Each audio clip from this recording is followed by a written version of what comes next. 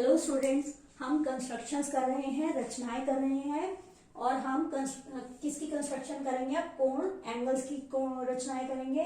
और हमने पिछली बार जो किया था, हमने 60 डिग्री का एंगल बनाया था, हमने 120 डिग्री का एंगल बनाया था, हमने 90 डिग्री का एंगल बनाया था। ये हम एंगल्स ड्रॉ करना जानते ही हैं। आज हम क्या करेंगे? आज हम 30 डिग्री का एंगल बनाएंगे। ठीक है, आप ये एंगल्स बनाना जानते ही हो और आप एंगल्स के बाइसेक्टर, समद्विभाजक खींचना भी जानते हो। तो हम इन दोनों चीजों का यूज करके 30 डिग्री का कोण बनाएंगे। आप देखिए 30 डिग्री इनमें से किसका आधा होता है?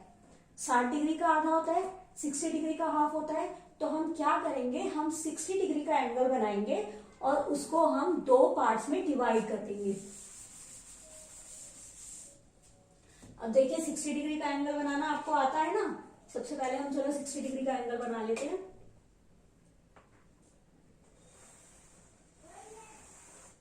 हमने ये रखा, ये लाइन ड्रॉ किया। सपोज ये ए है, ये बी है। अब मैं ए पर बना देती हूँ 60 डिग्री का एंगल। कैसे बनाते हैं हम ए पर रखेंगे और एक आर्क लगाएंगे। ठीक है, अब कंपास को छोटा बड़ा नहीं करेंगे। इस वाले पॉइंट पर जहां ये आर्क, ये चाप ए बी को कट कर रही है, वहां रखेंगे और एक आर्क लगाएंगे। ठीक है, इस तरह से हमने लगाई। हमने कंपास को छोटा बड़ा नहीं करा, हमने पहले ए पर रखकर एक आर्क लगाई। ठीक है, और फिर हमने ये जो पॉइंट आया था उस पर रखकर हमने आर्क लगाई। अब ये हमारा एक पॉइंट आ गया। इस पॉइंट को और इस पॉइंट को मिलाते हुए हम जब हम इन दोनों पॉइंट्स को मिलाएंगे और इस तरह से ड्रॉ करेंगे तो देखिए हमारा एक एंगल बन गया। और ये आपको पता है, ये अगर मैं सी नाम दे दूं, ठीक है, तो हमारा जो एंगल CAB है वो कितना बना? हमारा 60 डिग्री का। ये हमने किया ना।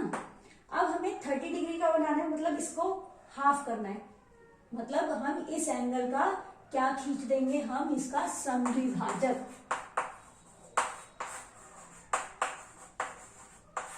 बाइसेक्टर ड्रॉ कर देंगे। ठीक है, तो हमारा 30 डिग्री का एंगल बन जाएगा। तो बाइसेक्टर कैसे ड्रॉ करना है? देखिए, अगर ये पॉइंट जो था, मैं इसको P नाम दे दूं, इस वाले को Q दे दूं, तो हमें P से लेकर कंपास को P पर रखना है। ठीक है, आईडी से मैंने खोल लिया, P पर रखा और एक आर्क लगा दी। ठीक है, अब कंपास को छोटा बड़ा नहीं करना है। जितना P पर रख के मैंने आर्क लगाई, चाप लगाई, उतना ही खोलकर Q पर रखकर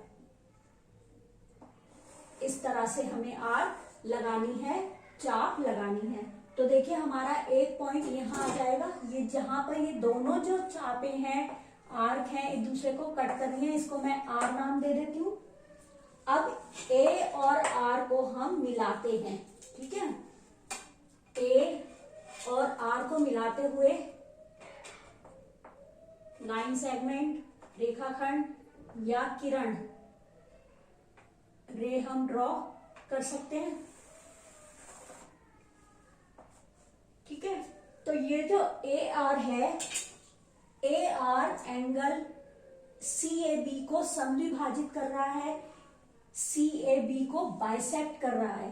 तो इसका मतलब क्या हुआ कि ये जो दो कोण हमारे बन रहे हैं, ये दोनों बराबर हैं और इसके आधे हैं।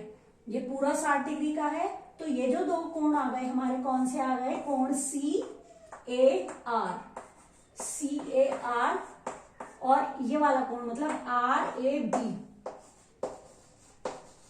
ये दोनों हमारे बराबर हैं और दोनों ही 30-30 डिग्री के कोण हमारे हैं। जब अगर पेपर में क्वेश्चन आता है 30 डिग्री का कोण बनाओ, तो हमें बताना भी है कि कौन सा कोण हमारा 30 डिग्री का बना है इसमें से।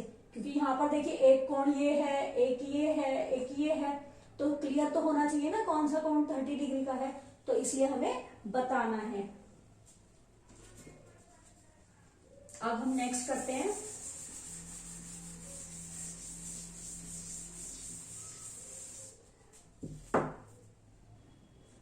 ड्रॉ करते हैं 45 डिग्री का, 45 डिग्री का। अब देखिए 45 किसका आधा होता है? 90 डिग्री का। ये तो आपको पता ही है ना, 90 डिग्री का आधा है। तो हम क्या करेंगे, पहले हम 90 डिग्री का कोण बना लेते हैं। 90 डिग्री का कोण बनाना आता है ना आपको? इस तरह से हमने ड्रॉ किया। ये मैंने दे दिया L, ये दे दिया M। चलो L पर रखकर मैं 90 डिग्री का एंगल बना लेती हूँ, ठीक है।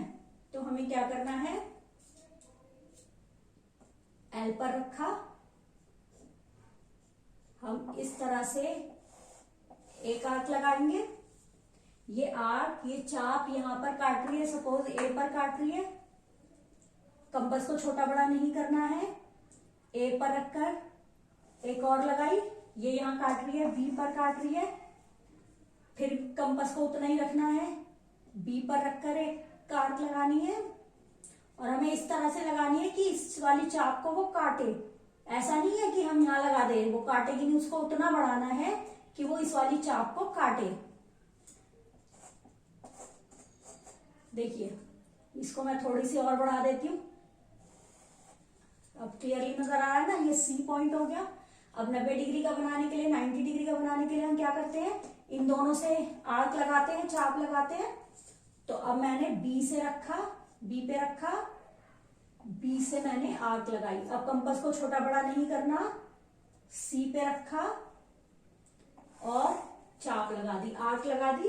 तो ये देखिए एक पॉइंट पर काट रही है, इसको D नाम दे देते हैं। अब हम D और L को मिला देते हैं।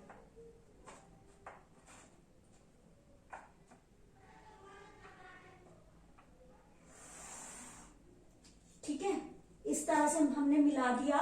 तो देखिए जब हम इस तरह से मिलाएंगे, आपको पता ही है एंगल DLM, ये L था ना हमारा पॉइंट, ये L है। DLM हमारा कितने डिग्री का बना? 90 डिग्री का बना। अब हमें क्या करना है, इसका समद्विभाजक बाइसेक्टर खींचेंगे। आपको पता है कोई भी एंगल का बाइसेक्टर कैसे खींचते हैं, जैसे ये एंगल है, यहाँ चाप लगाएंगे, आर्क लगाएंगे, फिर यहां से यहां लगाएंगे, यहां से यहां लगाएंगे और इसको मिला देंगे। तो इसी तरीके से इसका खींचेंगे। तो देखिए यहाँ पर ऑलरेडी हमारा एक आर्क तो लगी हुई है, ये और ये, तो हम यही पॉइंट्स कंसीडर कर सकते हैं। ये सपोज मैं E नाम दे देती हूँ इस वाले पॉइंट को। तो क्या करेंगे, थोड़ा कंपास को आइडिया से खोला, A पर रखा, एक आर्क लगाई। अब E पर रखना है, कंफ्यूजन नहीं करना है, कंफ्यूज नहीं होना है, B और C पर नहीं रखना है।